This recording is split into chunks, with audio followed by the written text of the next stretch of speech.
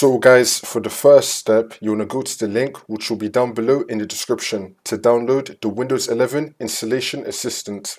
And then once you're on this, you want to scroll down and then click on Download Now. It's now going to start downloading. Now once it's been downloaded, you want to click on it, which is now going to run it. And then click on Yes.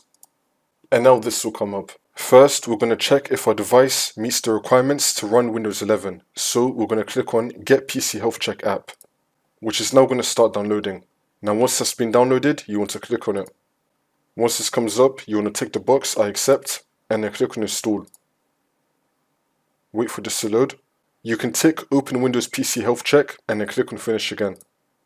And now this will come up. And now once you're on this, you want to select Check Now.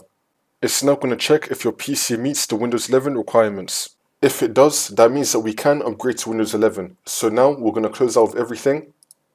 We're now going to open up our downloads folder. So we're going to go to search and type in File Explorer. Click on it.